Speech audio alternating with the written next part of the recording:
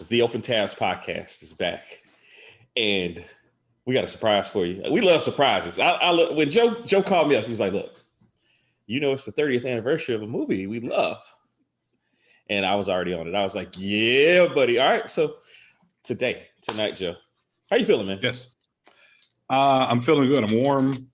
I'm eating a praline from my neighbors. There's no place like Nola. Okay. Outstanding pralines that they make just a house or two up the street. So these just came in. Nice. Very excited. My mom used to make pralines like during the holiday season, and I don't know why she stopped doing it, but they used to be delicious. I have fond praline memories. So I'm envious. And I bought some of that popcorn that we were talking about the other night, man. Double good. Yeah, double good. I won't be there until at least Mother's Day, but it takes a while to get the double good. But when you get it, fair enough. When you get it, trust me. Yeah. It's special. It's special. And I got a shipment of shirts. So Reese went a little wild with some wrestling reference shirts. Yes, you do. Yes, I bought all of them. So of course. Yeah. Of course. Yeah. But man. Surprise surprise episode tonight. We're gonna talk about the hood classic, the one, the only, the indomitable New Jack City. Man, living. yo, when Joe called me, that's when he started singing this. He started singing the whole medley. He went from the troop version when they're out there in the front of the Grant building, the beautiful Grant building, the Carter. When it was nice. Yeah, man. And went all the way to the Gerald Levert. To Gerald Levert out there. Where it wasn't in a new day. I'm so glad, Joe. I'm so glad that you that we're doing this episode. Bigger and blacker. Bigger and blacker. I got my Arthur Fish shirt on. Awesome. Only thing that could have been better is if they could have like melanated the hands just a little bit more, but it's a very cool shirt. I appreciate it, man. I bought it at my local GameStop, RIP GameStop. They closed my local GameStop. I'm sorry about that. That's actually I get it. Yeah, man. It's a big blow. When my Blockbuster Music place closed, it was a very serious. When Blockbuster Music closed, I should have seen what was coming. Yeah. But I didn't. None of us did. None of us did, man. When Tower Records closed, like 2 years later, I truly didn't see what was coming. But I mean, Tower was probably more painful for me. Mm-hmm. But both of them together, losing both of them within like a year or two of each other. Yeah. Very bad. Yeah. Very, which was, and then I didn't realize how easy it would be to get to this content, to get to this, to get to this stuff. We didn't know what we didn't know back then. No, I mean, it was 2006. It was 2000. You know what I'm saying? We didn't know. Whitney Houston. That's also 30-year anniversary of "I'm Your Baby Tonight." 30-year anniversary of that album. Huh. The song shows that you can escape the friend zone. We didn't know. We didn't know. Fellas, if you ever think that you're in the friend zone, I'm here to tell you there is no such thing. So that was all Stevie. He's at his keyboards. It just, oh gosh, early 90s Stevie. That was a special time. We should probably talk about that at some point. The decades, or just a show we call it. We're doing Stevie Wonder today. I think the overall Stevie might be a little ambitious, although we never shied away from ambition. But no, I think the decades might do him more justice. So, wow. Yeah. Wow. That's I'm scary. I'm scared. You guys are seeing how the sausage is made right now. Yeah, I mean, it's how Open Tabs goes. You just keep flowing. You just keep flowing. So I just want to say this as we start this off. Yeah. First of all, shout out to Calvin Smith, because not only an outstanding physician, an outstanding educator, an outstanding, what is it? Critic of culture is not. You're an arbiter of style, and but you understand the relationship between the art and life, and how they wrap themselves around each other until they're part of us. So much so that in your commentary, in the questions, in your reflections about things that we've seen tens of 20s of hundreds of times, there's still more to share, more to learn, more to glean from the art. And that brings me to this 1991 film, which really was, and I know I used lightning in a bottle a lot, but it really was lightning in a bottle for our brother Mario Van Peebles, because he has not directed any project worth its salt since. No gravitas. And we do talk about no gravitas. We do talk about things happening before their time. Yeah.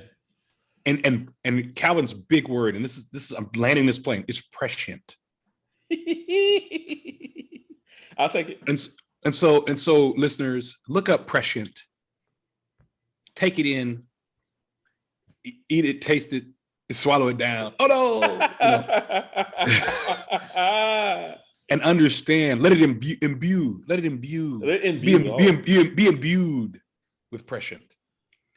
So much so that you understand the importance of this film at the time that it was made, and how it captured an era and kicked off a whole range of other things, but it wasn't understood by the ultimate people who decide this is great, other than major critics, but it wasn't understood by the other ultimate people. So I want to say that prescient is my theme word.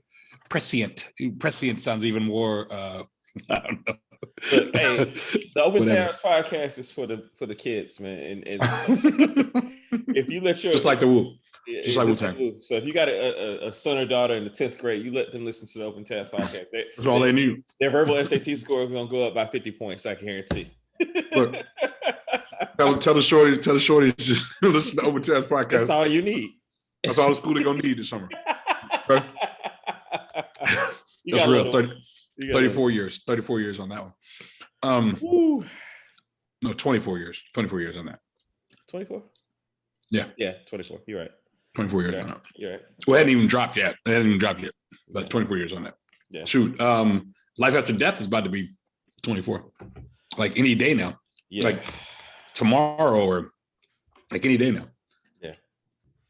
I'm not ready yet. I shout out to Chris Wallace, the only Christopher we acknowledged right over my the only one. Here. The only one. So Joe, 1991. Yeah, 1991. What a time. 10th grade. I was a little Hormones. Younger. A little younger. You Wasn't allowed to see it. They didn't let me see it. Neither. I couldn't see it in the theater. I ended up seeing it probably on tape, probably at my boy, and it's the first of many shout outs to my main man, the APD's finest, Rashard Sanders. I'm sure I watched this for the first time. Rashard's house. And Rashard's house with him and his brother Eric. Thank God for Rashard's family. That was my refuge when I was a young man trying to find his way in life. They opened their house to me. The nice house on the lake on Loch Lomond. Nice. Yeah, nice. Man. Yeah. But anyway, 91. So I probably didn't get around to seeing it probably until like 92, 93. But do you recall the first time you saw it? Yeah, I was at Charlie Birnbaum's. Good old Charlie. Around the corner. Open Test podcast without Charlie. Charlie's an open test podcast legend, whether he knows it or not. But yeah, I saw it at Charlie's. Whatever the first premium cable channel that ran it, I saw it. So I didn't see it in the theaters in 91. I had the soundtrack though on CD. I'd gotten my Sony Discman for Christmas 90. Nice. So I was 10th grade. You had it was scandalous a $400 like. Are we? Oh yeah, it was. No. I want to talk about but okay. So all my friends got the Discman that year. Okay. Everyone's was a little different. Okay. Top of the line was Sony. Yeah. Hands down, top of the line, right? Yeah. The difference. So there's a Sony simple one, Uh-huh. It was a Sony no skip, Uh-huh. and mine had the no skip and a radio. What? Yeah, it had a radio. It had like a radio dial on mine, like the one that my parents got me, right? So, but it seemed like all my friends, like that, like our parents had talked, okay. and we all got Discman, but mine was like the best one.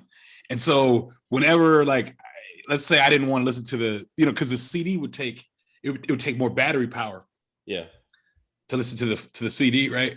Yeah. But if I just want to listen to the radio, it was much less battery power, and I just turned over to K104 and turned over to K104. Nice. And be there. But yeah. So anyway, but I had that soundtrack, so that was one of the first CDs I bought, okay. And I definitely had that soundtrack, and it was scandalous because of I Want to Sex You Up by Color Me Bad.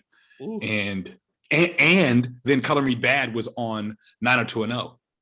That's right. Beverly Hills 90210. So it was like a meta thing was happening. Like while they had this big song, they were also on this big show that was in its first season. Yeah. And it was a lot going on. But I saw it. I saw the film much later, and watched it probably by myself at Charlie's, because I was probably just in the room watching it by myself. Got you. Yes. It's funny how we watch these things usually somewhere else and not under our parents' roofs. And hope we don't meet the same fate as my man Euless when they find out that you have seen it. If we ever do JoJo Dancer, that's what happened to me. The critical beatdown. Oh no, Joe. I'm sorry, man. I'm sorry. Yeah. I'm sorry. Yeah. I lied and stayed home from church midweek service, and I watched JoJo Dancer. I mean, you might as well. You're already in trouble, right? You like kid in house party. Yeah, might as well stay up. Suffer the consequences. There you go. Yes. There you go. Yeah. We got to circle back to the Discman. I'm all for that. Talk about it. Yeah, absolutely. Absolutely, yes. So, it's funny that you mentioned the soundtrack, because that was my intro to the movie as well. It was in the zeitgeist. It was in pop culture. Oh, without question. But I, because I couldn't see it, I could listen to the music, and oddly enough, there was a 2 Live Crew song on there, "Dick in the Dust," and it was not the typical 2 Live Crew song, and that they had some vulgarities in it, but it wasn't. Not as much. Yeah, it wasn't, and it wasn't sexually charged. You know what I mean? Right. Right. It's funny because a couple years before that, in my 4th grade class, these 2 guys, I'll refrain from naming their names, but they commandeered the tape deck in our classroom, the one that we usually would hear the youth sing a song and I'll sing a song. That's we listen to all the wholesome classroom music. They commandeered it when the teacher was gone and put in the 2 Live Crew, and hey, we want some, what I mean? And my mouth was like, oh. So, that was a change of pace for me for 2 Live Crew. But that soundtrack was amazing. Johnny Gill, amazing soundtrack. And Keith Sweat. Oh man.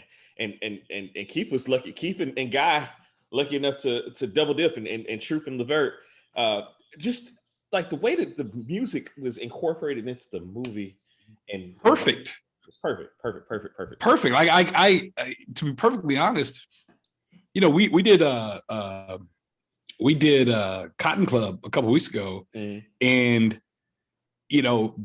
I think it was added in there nicely, partly because obviously it was at an establishment. The Cotton Club was a venue, so it makes sense, to have those numbers and do that kind of stuff there. But yeah, this was brilliant. The way that Mario, I'm going to just give it to Mario Van Peebles, because I don't know who else would have made those decisions. But it was brilliant the way he, in growing up in the business, I'm sure he, it didn't hurt, but it was brilliant the way he interspersed the music within the scenes, and nothing looked forced.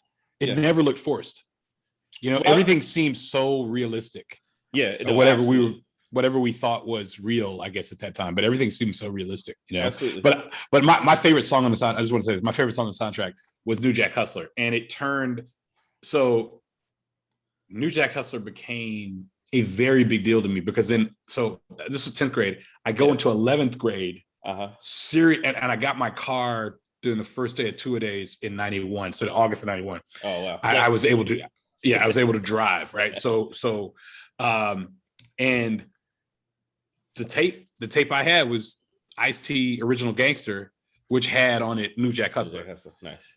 And I had the cassette single too. I mean, I had all those things because it put that in your car and drive and see how fast you go. Yeah. My dad used to rock with that real hard. I give all shout outs to Mario Van Peebles, but Doug McHenry and George Jackson also with their connections to the music biz and like Crush being one of their first joints.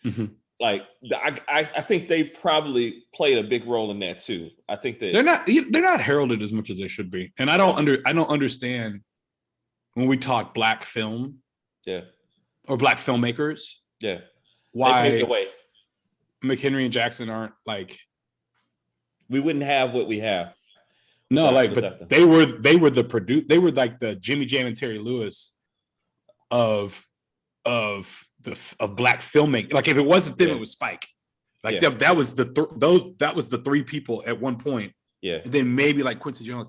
But I mean, but this is what they did for a living. And they were just tourists. They were. Yeah. And it's never brought up. No. Unless you're doing a podcast and you're talking specifically about one of their films. Yeah.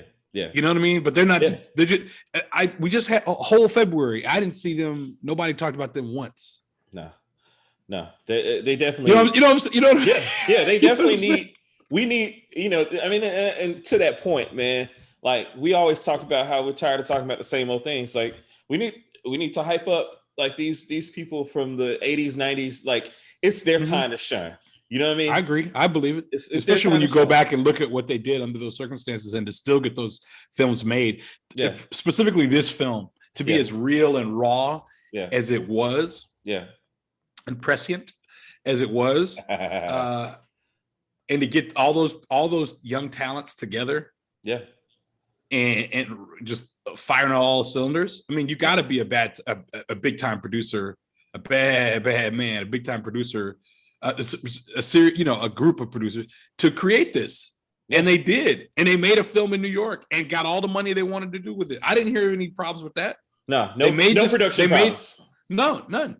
They made a film about a crack king, a drug kingpin in New York. No problems. Very careful. They mentioned the boroughs, but if you notice, they never call New York, New York. It's always the city. It's the city.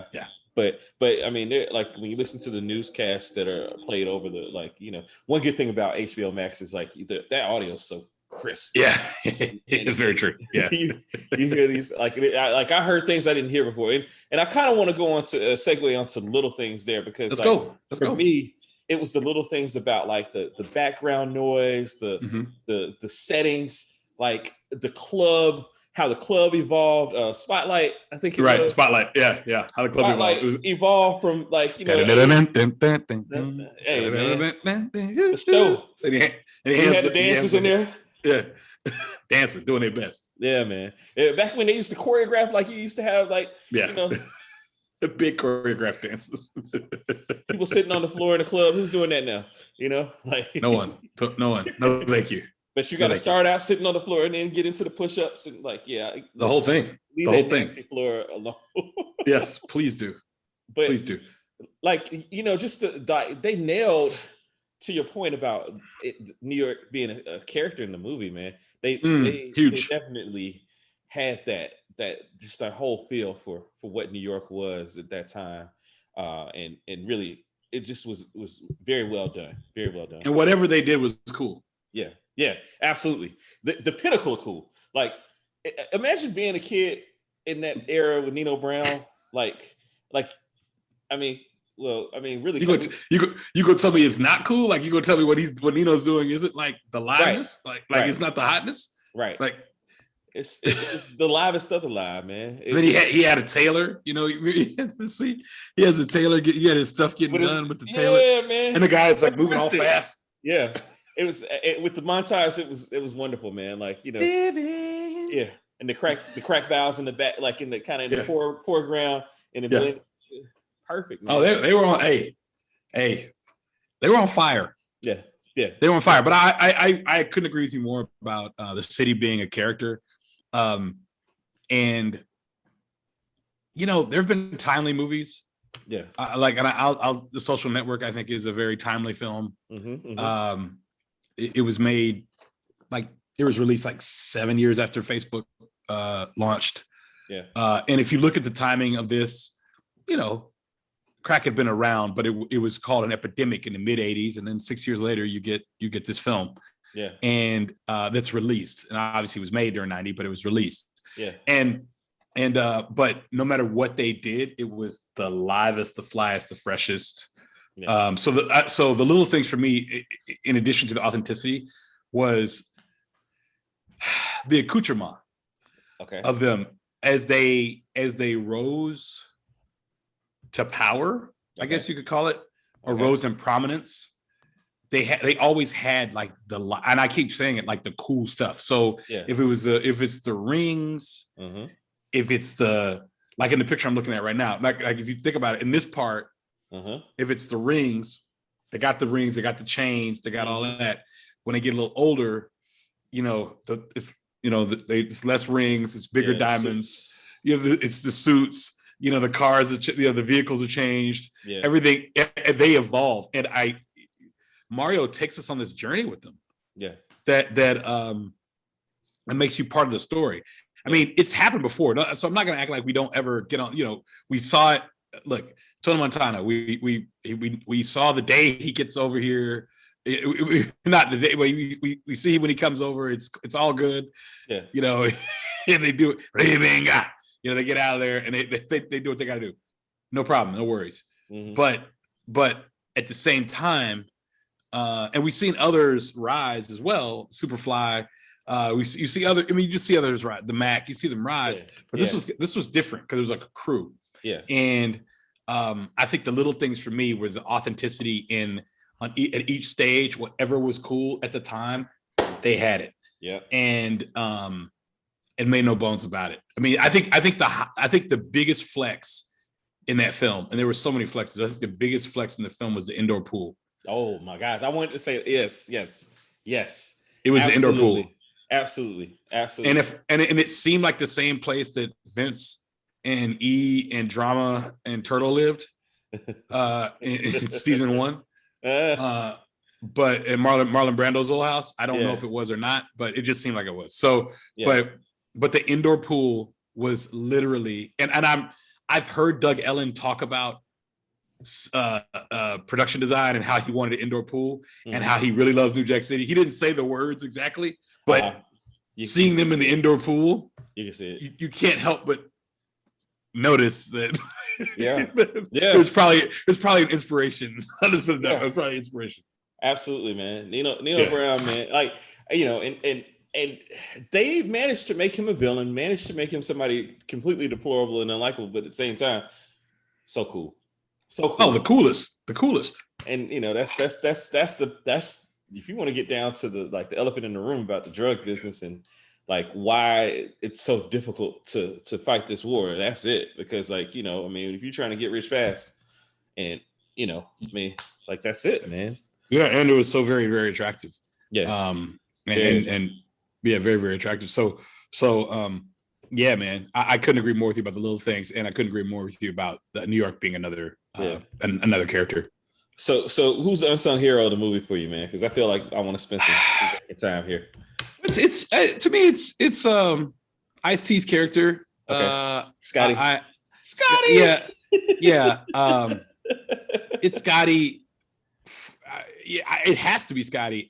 Well, okay. It's Scotty, but I could see a caveat where somebody else could say something else. But I'm just going to say it's Scotty. But Scotty's too easy in the knee jerk because he's the antithesis of everything, you know, of everything else. Yeah. I really, and I, as I say this, I don't know, man. Okay, so Scotty, of course, he's supposed to be the guy, right? You're supposed to come in and he's Martin Riggs.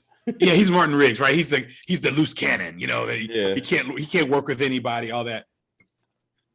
But if I had to have like a 1A, and I don't want to take anything away, but man, Judd Nelson's Nick Peretti, yeah, was solid, particularly because Judd Nelson was the biggest star in the film.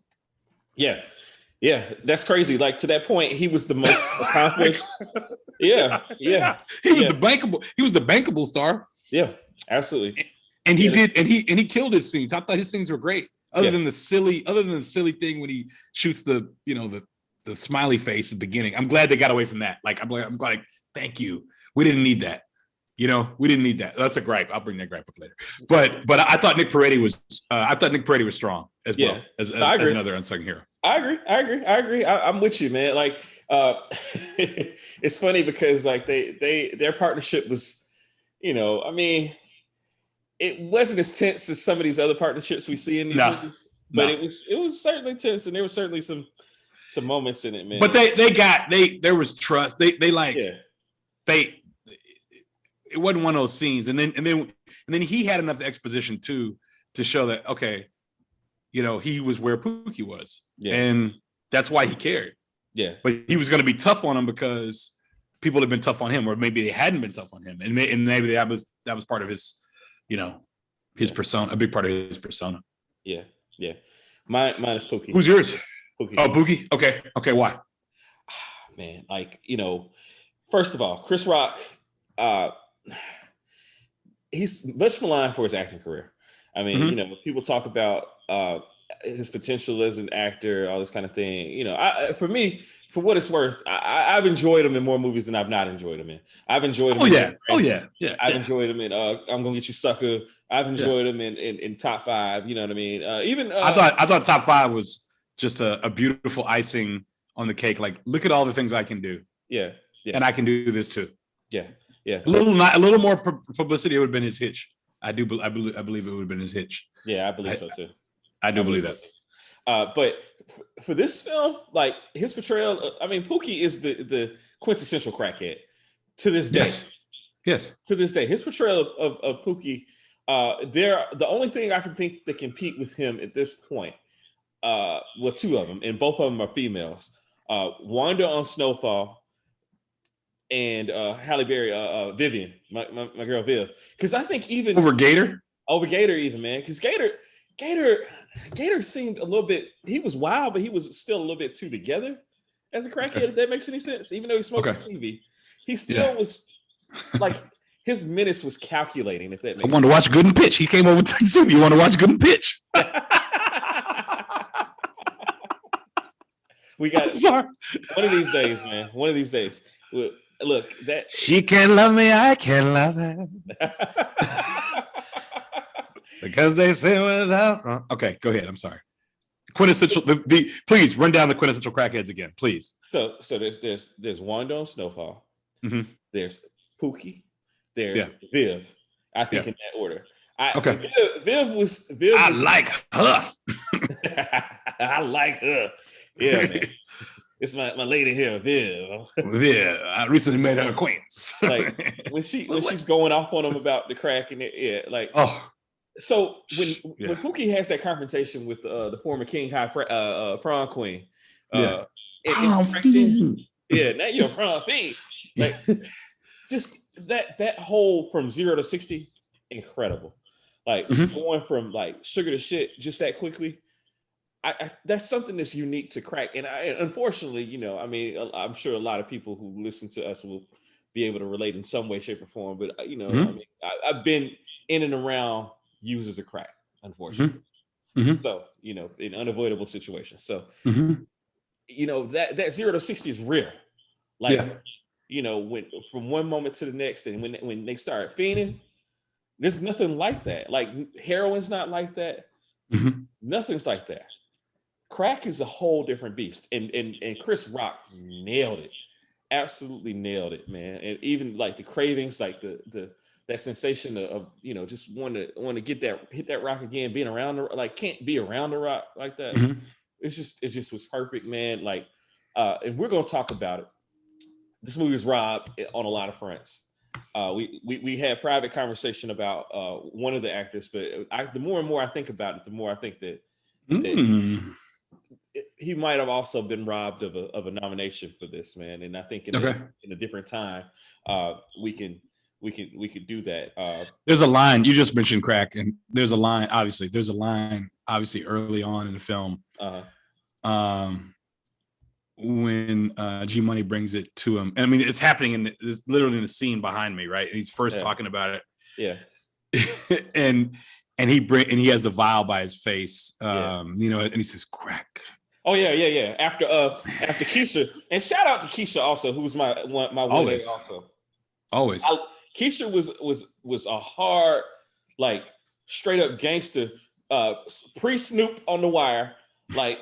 Rockabye baby. Keisha Rockabye baby. That was that and Sia and I Wouldn't Want to Be It. Those are two of the main, takeaway lines, I think. Yeah, absolutely. From that tags from that film. But yeah, I mean, Vanessa L. Williams, she was outstanding. No, this is Vanessa the other Vanessa Williams.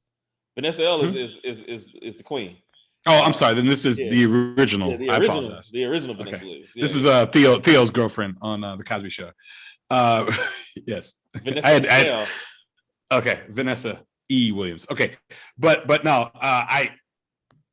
look. Everybody came to work. Yeah, man. You know what I'm saying? Yeah. Oh yeah. Everybody came to work. This wasn't summer camp. This wasn't summer camp. Yeah. Nobody was filming. Mailing it in. Everybody came to work. Even Christopher Williams. Even Christopher Williams. Yeah. I always thought, for years, I thought he called him the light-skinned brother from the bank. And no, the educated brother from the bank. He couldn't stand that because he felt he was smarter. Yeah. He couldn't stand that. So the educated brother from the bank. Plus, he was old girl's cousin, man. So there was that part of it too. You cancel Joe Kennedy. Who? Cancel Selena and him, man. Cancel. Give me another one. Yes, indeed. Yeah, man. Any other unsung characters or No. Well, no, I'm good. Christopher Williams, like he. How you feel about him acting? Let me ask you that. I don't. I mean, he was just in the film. I mean, yeah. I mean, main characters, and it's unfortunate he did. He was the Money Connect, so he went down because he was on he did the Lotus and did all the stuff, So he on paper, he's visible. Yeah, he's that guy. Yeah, he's a visible face. Yeah. He set it all up. Yeah. Yeah. So that was that. That's on him. Yeah. Sorry, Holmes. Sure. You should have done it in a alias or something like you did in your own name. Yeah. At the Enterprise. Well, anyway, man. All right, so I don't think about his acting. He was there as a pretty face, and he had a song. Yeah. So here's my other one that I want to kind of shout out a bit is my man, my music producer / duet singer Nick Ashford as Reverend Oates. He saw the show. He did. Remember when he was hiding when he came in there? Idolater, and he's like, yeah.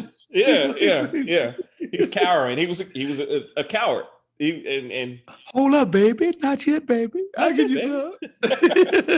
Oh, Nick Ashford, man, that was. Yeah, Nick Ashford was great in that. I mean, good turn by him. Nick's gone though now, isn't he? Nick passed away. Valerie's still around. Yeah. Nick. Yeah. He used to scare me when I'd read about him in Ebony. I look at him, I thought he was like from the Wiz. Lionized, very lionized. I thought he's from the Wiz. Yeah. Like the guy in Earth, Wind, and Fire. Like Verdine? Yes, like Verdine. Scares me to this day. I never want to meet him. I'm good. Fair enough. I'm good. I'm so good. I hear you, man. I hear you. So let's circle back to this TV connection, man. So inevitably. Oh, could have been my favorite moment on a show that we're going to talk about at some point in the near future. Martin. when his disc man goes missing, the $400 disc man, he's like, it's tacky to talk about how much it costs. It was $400. Like, man, that whole scene, amazing. Yes, it was. I mean, amazing. It actually, if there was a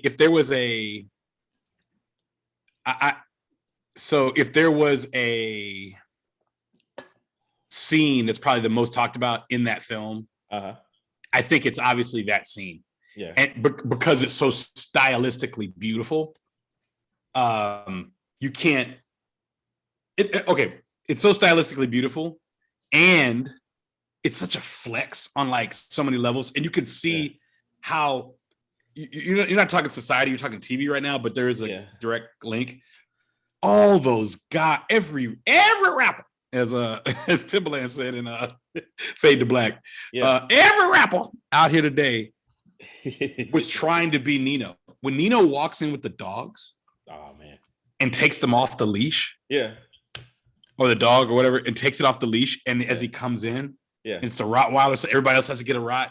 You know, not a Doberman. You know what I'm saying? Not a lab, not a black lab, not a chocolate lab. No, a Rott, right? A Rott. It's a Rott, right? So everybody's got to get a Rott, and he's in the black, and everybody's wearing the black. First of all, it's sinister looking. I mean, so dark. I'd love to read an illustrated history of that scene.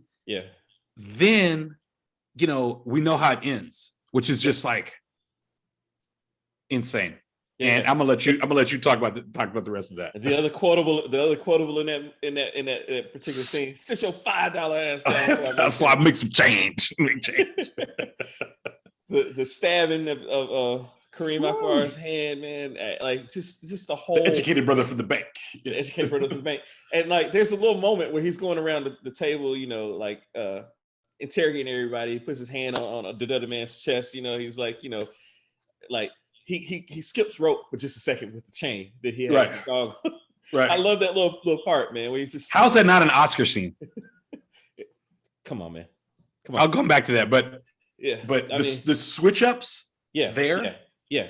I mean, he took that scene that Al Pacino, or excuse me, De Niro did in The Untouchables, and it took it up like 10 notches, man. Like just incredible. I mean, incredible performance. But getting back to Martin real quick. Please do. Martin tried out for Pookie. He auditioned for Pookie. I could kind of see it. They say he smashed it. You know why he turned it down? No. He was grieving the death of Robin Harris. He just couldn't act. That was a period of time. He was close with Robin Harris. That was right around the time Robin Harris passed. Okay. I can respect that. Okay. He said he couldn't do it. But by all accounts, smashed it. And it would have been a different movie. Martin is Pookie, like, you know, Chris Rock. I don't see it. I think Chris Rock owned that. It's Chris's. Yeah, he owned it, and was one of the two breakouts. Yeah, obviously from it. Yeah, you know, but he definitely owned it. So, are you ready to talk about it? Was this your favorite scene in the movie, by the way, or do you have a scene that you like more than this scene? No, there's no way. There's no way. My brothers keep on the rooftop? Nah, because I knew what was going to come. Okay. I knew what was happening. They couldn't. He was being his brother's keeper, and as he kept saying it, it's like someone's got to die. Yeah. So someone's got to die, and it's not going to be Nino. And so he's smoking crack, man. Like, yeah, I mean, he'd broken the rules. Yeah. And so, nah. And This was it was easily my favorite. It was easily my favorite scene in the film. Okay. Without question. I do have to give props to, like, I mean, you know, again, a callback from a TV show, The Wire, that the scene, one of the final scenes between Avon and Stringer on the rooftop, really calls back to that particular moment. Of course it does. Of course it does. Simon's not. I mean, come on. Come on. yeah. For sure. So, the whole time, Avon knowing that he was what was going to happen. The whole time. Man. just dream with me, man. Dream with me. Just dream with me, man. Stringer can't help but be caught up in the business aspects of everything, man. It's yeah. I hate that Joker, man. Me too. Yeah. So the impact of the movie, man, like huge. Not to mention, that's okay. Violence in the theaters. It's not like the movie brought up the violence. The violent people came to see the movie. Right. It's not like the movie. It was. What do they say? There's thousands of Nino Browns, or hundreds of Nino Browns throughout the country. In every city. Yeah. In every city, there's Nino Browns in every city. And there are. Yeah. So kudos for them for highlighting it. They did it better than anybody else. Yeah, they did. They did. They did it better than anybody else. To this day. To this day. Nobody can touch it. Yeah. To this day. I don't care what it's kind of like I look at the Boardwalk Empire and you mentioned the Untouchables earlier. When we get the same story told to us in different ways, I think it can be, you see a little bit of this, a little bit of that. Is it as grandiose? Is this, that, and the other? So if you think of Boardwalk Empire's portrayal of Capone, as opposed to like the Untouchables portrayal of Capone, you don't quite get the same grandeur. Sure. You get, because you literally saw him knuckleballing it all the way up from the bottom to where he was, and then there was like a fantastical ending of it, so it was really silly too. It was silly too, I think, in that sense. But in this one, he's larger than life, but he'll be forgotten, shortly after the body hits the ground at the courthouse, because there's somebody else coming, just like there'll be another one after me. Yeah, Benny Blanco from like Benny Blanco from the Bronx. I mean, there's somebody coming right after you. Yeah, and there's Frank Lucas, there's Nicky Barnes. There's Bumpy Johnson and Nicky Barnes. Three. Yeah. Three guys. Yeah. Three guys. Yeah. Out of all the drug dealers in New York City. Well, I mean, you can get into like I don't know. You can Alpo and all them from Paid in Full. You can. Yeah. But I'm saying the ones that have been, theorized on and memorialized in countless books and in news and in films and all these other stuff. Yeah, they were on the same level as the Dutchess and the Lucky Lucianos and all those. I mean, it starts with Bumpy, right? Yeah. Bumpy and the Queen, but I'm just saying, like, of all those other people, that's it. Yeah. I mean, just like there's a lot of gangsters. Yeah. And the more you study it, you realize that. But we talk about Capone. Yeah. Yeah. And so I don't know if Nino is up there with them or not. Like, I don't know if Nino's name would ring out like Bumpy Johnson's would. I don't think it would. I don't think it would. I think he's just another guy, and he would, but he did it a cool way. Yeah. And he did it his own way. Yeah. Another TV reference. Brendan Fallone. Oh yeah. I'm sorry, I don't know the actor's name who played Brendan Fallone in Sopranos. I don't either, and this is shame on me. Shame on me. Shame on you, exactly. Specifically. No, shame on both of us. Christian would know. Christian would know his name. Christian would know his name. Christian would know his name. Yeah. That's John DiMaselli. I'm like, okay. Yeah. Four episodes. Anthony DeSando.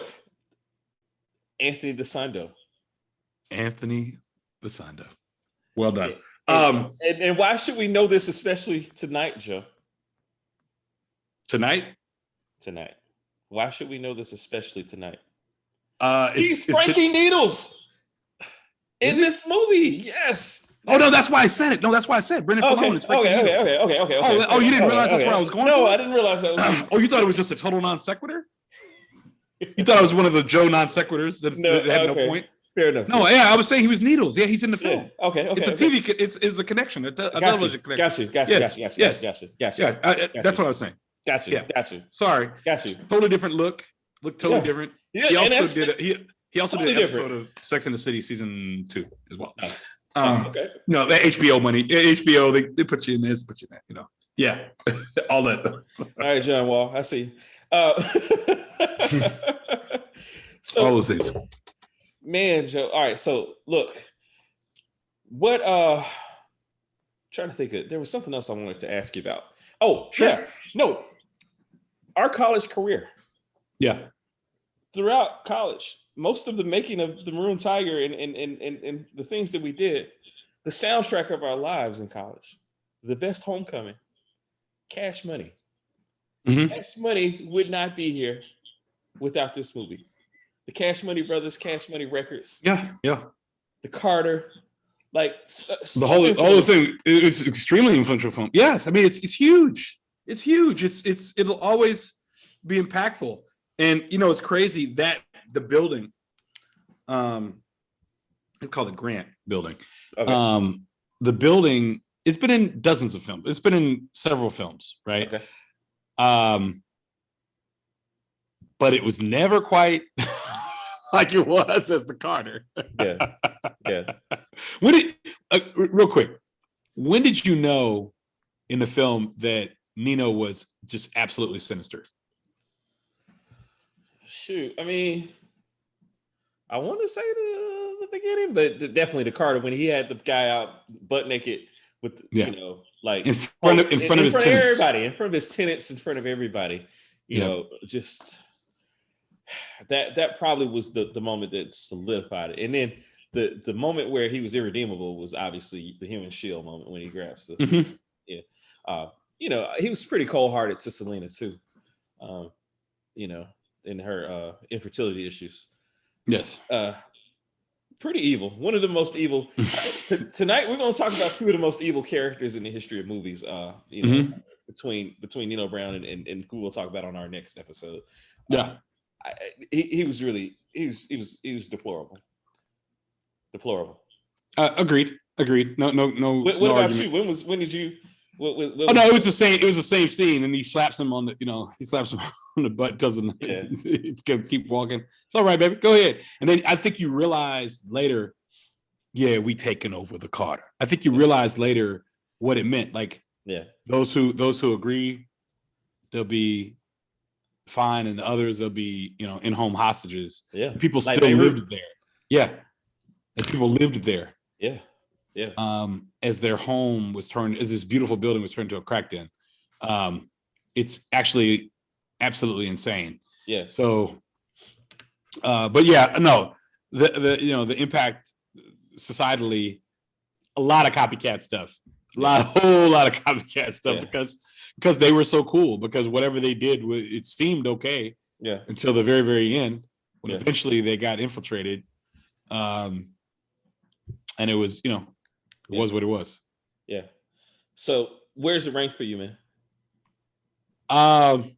This is one of my most enjoyable films. Mm-hmm. I'll always watch. This film's on. I'll always watch it. Yeah. I'll always watch it. It's a real easy watch. It's a real easy. You just sit back and I'll put it this way. I did not rewatch it because I've watched it about 500 times. Yeah, sure.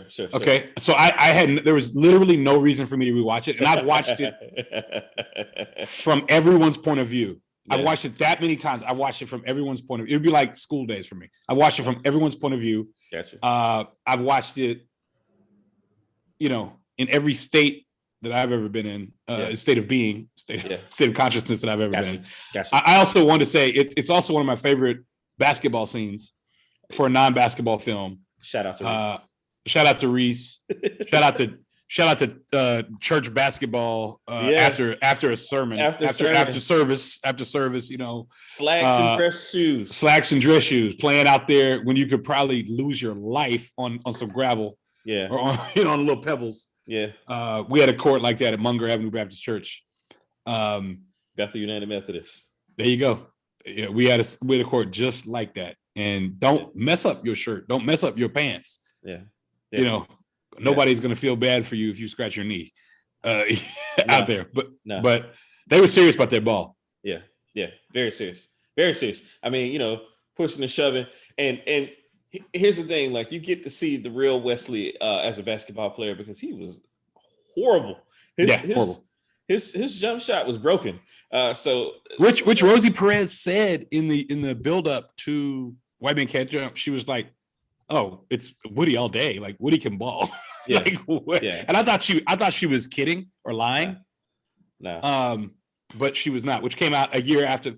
Think of the run he was on. Oh man, Wesley was on top of the world. On top of the world. And the only thing that could have made it better was being nominated. I just let's look. Go ahead. Go give your feelings on the him being robbed of the nomination. I mean, so in our pre discussions about this, me and Joe talked about who he was up against in '91, and he likely would not have won. No. Anthony Hopkins for Sir Anthony Hopkins. Yes. Fair enough. But I have no problem with that, and I have no problem with that. But you're telling me you can nominate what else was he up against in that year? Prince of Tides, Nick Nolte. Nick Nolte, Prince of Tides. Come on, get the F out of here, man. Personally, I feel that's the weak link. Nick Nolte, Prince of Tides, I think is the weak link. Yeah. And I didn't see The Fisher King, but they love Robin Williams, so they were going to try it as many times as they could. Yeah. To give him a nomination. Warren Beatty, and that's my man. And they loved Bugsy. And I like Bugsy a lot. I've watched Bugsy like a lot of times. They wanted Bugsy to be so good, but it wasn't. It wasn't. Nope. And I think they didn't know what to do with Nino Brown. They didn't know. And they had no idea what to do with Nino Brown. But Roger Ebert has a book called something like They Were Robbed, or they should have had an Oscar nomination. Mm-hmm. And I read it in 1995 or 96, whenever it was written. Mm-hmm. And one of the first things I remember about that book was when he said Wesley Snipes should have been up for Best Actor for Nino Brown. Yeah. Yeah. And that's the lens with which I watch the film all the time. Yeah. And is he not beating Anthony Hopkins? It doesn't have to beat Anthony Hopkins. It's an acknowledgement of the work. His trajectory would have been so much different. And here we are, 2 films in a row. Yeah. Yeah. Yeah. Where we're talking about how a film was not nominated. Yeah. Really at all. Yeah. Or actually three films in a row where there was a lead or a major character that was not nominated. Not even it didn't happen, and it surely could have happened. Yeah. Sam Jackson in Jackie Brown. Yeah. Either I thought Pacino or De Niro in Heat. Yeah. And really with an outside Sizemore Val, outside chance, way outside chance. Yeah. And then of course, Wesley is Nino Brown. Like what world is that not? I don't get it. Yeah, I pulled it up. The other one was De Niro and Cape Fear, and hey, he's I have no problem. Yeah, I don't have a problem. I don't have a problem with that. I don't have a problem with that. But you could drop Warren Beatty, you could drop Nick Nolte, and you could probably drop Robin Williams as the Fisher King, and give me a break. I mean, I get tired, and I'm saying break. I'm trying to be really nice. Yeah. But nobody else though really had done enough for that. Yeah. In that, and I'm gonna say this. Let's look at original songs. Oh yeah, I'm gonna go there too. So Bryan Adams. Oh, I love the song. Don't get me wrong. Yeah. Please don't get me wrong. I love everything I do. I do it for you. I think it should stay. Yeah. When You're Alone and Hook. Not a good. If you want to talk about how out of touch the Academy was, New Jack Hustler literally tells the story of the film. Yeah. 3 freaking songs from Beauty and the Beast nominated, man. 3 songs, like they just really love Menken and Ashman that much. 3 songs. Yeah, and the one, the song that won is not the one that should have won. Be Our Guest is better. Be Our Guest is far better. It's the one they sing. Yeah, yeah. You know what I'm saying? It's the one they sing. The Academy doesn't get it, man. They don't get it. And then let's look at Best Picture. And I'm being serious here. I believe it. They just wanted to throw something at Barbara. Oh, we love Barbara. Whatever. No one talks about Prince of Tides. No one watches Prince of Tides. No one even cared after that. Prince of Tides. Yeah, that's it. That's it. He was her Prince of Tides. So then let's look. He was. Beauty and the Beast was up for Best Picture. That's all I'm gonna say. Yeah. I'm gonna leave it at that. Yeah. Beauty and the Beast was up for Best Picture. Yeah. This is they were robbed. Yeah. He was robbed. They were robbed. He was robbed. Yeah. I don't even care. I don't care if it's just two nominations. Yeah. Because I would even I have no problem. Let me look at directors. I have no problem. I mean, our guy John Singleton got his nomination there. He did, and this is what I'm saying. Yeah. In a year when Ice Cube should have been up. Yeah. How do you have? Oh my God, Calvin! Yeah. How do you have Doughboy and Nino Brown, and they don't know what to do with these black men? Yeah. So they just throw a little cute little thing up there. We'll give you a best director nod. Yeah, and I've seen Barton Fink. Michael Lerner's performance in Barton Fink wasn't. Nah, get out of here. Get out of here. We talked about this. Yeah, we discussed this. Yeah, I get real. Yeah, Tommy Lee Jones is in JFK. Okay. Ben Kingsley in Bugsy. We talked about this. Ben Kingsley and Harvey Keitel. Sir Ben. Come on. No, Sir Ben. No. Yeah. No. Definitely Ice Cube should have had one of those spots. And definitely Wesley should have had one of those actor spots. It's utter bullshit. Yeah. And I apologize for my language. I still get upset about that 30 years later. Yeah. It makes no sense to me. And it's racist. It's racist. It's literally racist. Yeah. No, I agree. To not know what to do with the film, to not acknowledge the work, to not acknowledge the thing. And before I get any more angry, I want to talk about Wesley's trajectory at that point. Okay. Major League, he turns down Do the Right Thing for Major League. Okay. Smart. Yeah, smart. Yeah. Willie Mays Hayes. And when he does that, he becomes a Planet Hollywood guy. He's with them. He's down. He's with them. He's still, he's still the brothers. Yeah. But he's with them, right? Yeah. So he does that. He does Major League. Mm-hmm. This is just off the dome. Does Major League?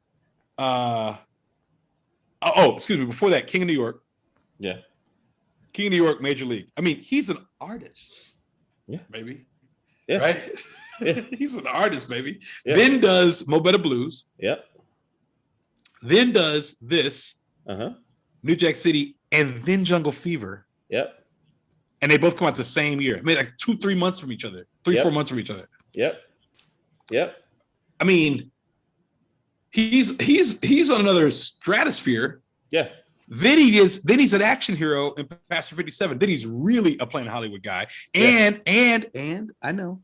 And he still comes back with Stallone. So he's really the action guy. Yeah. Right? Yeah. In Demolition Man. Yeah. I mean, bruh. Yeah. He's on top of the world. Then he makes those I'm a Cop movies. Yeah. Hard Boiled and Murder at 1600 and all those before or after, in between, and then the martial arts stuff. But then he also, of course, then he's Blade. And he's got if you think about that, 10, 15, 10, 12 movies in a row, that's historic. Yeah. That's a Sidney Poitier run. Yeah. Of epic historic proportions. Yeah. And doesn't get his props. The only thing people know him for is the tax evasion. Going to jail. Yeah. It's unbelievable, man. Unbelievable. I don't get it. I got to give a shout out real quick to Sugar Hill, because our man Barry Michael Cooper. Oh, I forgot Sugar. How can I forget? I'm sorry. I forgot That's Sugar. okay. Go ahead. But he wrote this and this, Sugar and Above the Rim. Those three movies, like his Harlem trilogy, I'm a huge Sugar Hill fan, man. Me too. I love it. Yeah. And Money Freshman year at Train. Howard. Oh, how can I forget him and Woody, his brother? Literally his brother. Yeah. They did 3-4 films together. That's literally his brother. J-Lo. Oh, how can I forget? I forgot. White Men Can't Jump. Oh yeah. Sidney Dean. Sidney Dean as white. Come on. We'll get there one day, guys. We'll get there. Right. He was unstopped. There was a point, they talked Denzel. Okay. That's okay. So that's the conversation I was having with my buddy Rashard earlier. Look, I love Denzel. Denzel is our guy. Denzel stops. But range? Wesley, he didn't exhibit the range until later. Wesley is hilarious. I mean, Coming to America, the most recent. The highlights. I give you the Mighty Quinn. Go ahead. Okay. Go ahead. Go ahead. I posit the mighty Quinn. But go ahead. No, please make your point. Make your point. Say what you will about the merits of Tu Wong Fu, and I don't. I've never seen it. I watched it. I did something for my Yeah, Nino school. Brown, Dalton. Yeah, You got Nino Brown and Dalton, and my main man Johnny Legs. Yeah, from hanging with the homeboys. Have you ever seen Hanging with the Homeboys? Have you ever seen that? Once a long time. Wasn't that Matty Rich? Yeah. I did. Don't remember too much. One of my favorite films of all time. Oh no, I don't think it was Matty Rich. I can't remember who made it, but go ahead. Anyway, Mario Joyner though. I say all this to say, man. My man Wesley's got range. He's funny as hell. The other one, the Eddie Murphy, Dolomite's My Name. Playing D'Urville Martin, just hilarious. Wesley's a funny guy, man. Like his range is incredible. Doesn't get enough credit for what type of actor he is. Not at all. All you hear about is his tax troubles, and that's a shame, man. And I really feel like it would have been different if he had gotten that nom, man. If just nominated one time. I think everything would have been different if he got that nomination. That's a life-changing thing, man. It changes everything, literally. Just crazy, man. So we were talking about rankings, man. For me, New Jack City is one of my favorite movies just to sit down. Like I said, it's easy watch. I get in there and I'm like, yeah, man, I'm in it. And I'm not moving from a spot I'm in. It's entertaining, vastly entertaining. Best infiltration, like taking over a building and seeing that go from sugar to shit and then back, that was amazing. Just a really good film. Definitely Mario Van Peebles, as you alluded to earlier, best film. No question. Graham. It's called Graham Court. Graham Court, not the Graham Court. Fair enough. I trust you. Thank you. I appreciate that. My favorite Alan Payne role, which is to say, more than Jason's Lyric. What? Okay, more than Lance. Definitely more than Lance. Man, Lance with his what was it? He had his power tie. Was that what he was? His power clip on tie. Yes. Yeah. Man got to believe in himself. A man must believe in himself. I guess so. Joe, thank you, man, for remembering the 30th anniversary of New Jack City. My pleasure, brother. What else do you have to say about any further nitpicks or anything you want to bring up? I thought it was. I thought when it all unraveled, it was rather hasty, kind of hasty. I thought it was hasty, but the third act was a little rushed. Yeah. But third act shout out to Phyllis Yvonne Stickney. Thank you. As the DA. Yes, shout out to you mentioned Vanessa E. Williams in it. But shout out to the women in the movie. You mentioned Vanessa E. Williams, but also what's the old girl's name? Michael Michelle. Tracy Camilla John. Tracy Camilla John. As she said at the end of She's Gotta Have It. Tracy Camilla Johns. Yes. Shout out to Unica. Yeah. And all her scenes. I knew I should have treated you like a prostitute. You ain't nothing but a skeezer. That was one of my asshole. It was tough. It was unfortunate. Yeah. It was unfortunate for him. Yeah. But yeah, shout out to the ladies in the film. No, I don't have any other. I just thought the third act was a little rushed. Yeah. But I did love the beautiful ways that Van Peebles portrayed New York. Yeah. Yeah. Absolutely. And I think if you look at Law and Order, a lot of the shots that outside the courtroom, boom, the way it is, the way it's framed. Yeah, it's directly from this film. Directly, and I don't know where they got it from or whatever, but I look, I know they took it directly from this film. I mean, it's the influences. Yeah, they influence the filmmakers. They get it. Yeah, some of the critics got it. Yeah. The only people that didn't get it was the daggone Academy of Motion Picture Arts and Sciences. So and damn them. Yeah, damn them. Yeah. How about you? Couple quick. I don't really have too many nitpicks about the film that you have not already mentioned. It is very convenient that Kareem Akbar and Scotty Appleton are in the same locale like 4 and 5 different times. But there's a stretch of time that passes. So in New York, in New York City, right? Yeah. 3 years passed, so I get it. But just very coincidental. And then finally he's like, "Oh yeah, I remember him. He's a cop." Okay, sure. It's 5-0. Yeah, it's 5-0. But anyway, short of that, I thought it was just a fantastic movie, man. I did want to before I forget, talk about my man Bill Cobbs, the old man, credited as old man. Like, it didn't have a name. I looked it up. It didn't have a name. Just old man.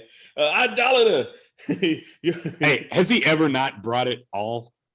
No, never. Demolition Man, Bodyguard. Sopranos, The Bodyguard. Yeah, I mean, he's always he's the exact same character. Yeah. What do you want with my son? Exact same. You were a good-looking guy. Still am. No, I'm just the only shit in the Bible came out of Pharaoh's ass. I love it. That's an important episode, by the way. It is to see. Yeah, to see the charm of Tony.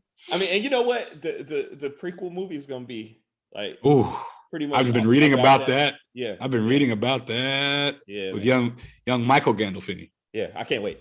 Ooh, can't wait. And as I look at him, he looks more and more like his pop. More and more like his pops, man. Good Lord.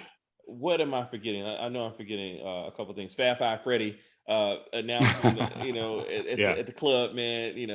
Just he was a producer on the film. Everybody got that. Get yours. Shout out. I mean, I much love for Doug McHenry and McHenry and Jackson. Yeah. Look, they looked out. Yeah. Look, you could be in it. You can have a song in it. You can get a piece of it. You can get some points on the package. This was a very rare film. Yeah. Yeah. And because of that, I'm not surprised Hollywood didn't care. Oh, those guys in Hollywood. Now Hollywood cared. I mean, it did well. Yeah. But I'm not surprised that they just didn't know what to do with it because it was so black. Yeah. Yeah. Even with Judd Nelson in there, with all the sunglasses and the goatee and the dark hair. At points, he looked black. Judd Nelson looked black in the movie. I mean, you forget he's there. Yeah. He's so dark. You forget he's there. Blackity black. Yeah. Blackity black. And was chilling with the brothers. Yeah. Chilling with the brothers. Yeah. Joe. Yes, brother. We done New Jack City. We did it today. Hey, congratulations, New Jack City. 30 years. I wish if there's anything I could do to get you further reconsideration, I wish I could, because we all know Prince of Tides did not deserve your spot. Yeah. Mario Van Peebles, we all know Barbara Streisand, and I'm not trying to knock Barbara Streisand, personally. Babs will be all right. She'll be she's all fine. right. I have a lot of love, nothing but regard for her personally, but come on. And then, or many of the others, really. Bugsy, Warren Beatty and Bugsy, give me a break. Come on. It was Much Ado About Nothing. Both of them can go. Yeah. It was time to make, room. And so it's unfortunate. We'll do a redo Oscars. We'll Ooh. Give me 93 back. Give me 93 back. Yeah. I got a few. Al Freeman Jr. as Elijah Muhammad. There's a shot. Jamie Foxx and Ali. Yeah. Bundini Brown. How is that not a nominated role? How in the world is that not a nominated role? Just because you're funny. You know what I'm saying? Anyway. Yeah. No, you're right. Anyway. You're right. As always, brother. Always. Another open As tab. always. Closed. Hit the X bar. Boop. The X. We'll see y'all when we see y'all. The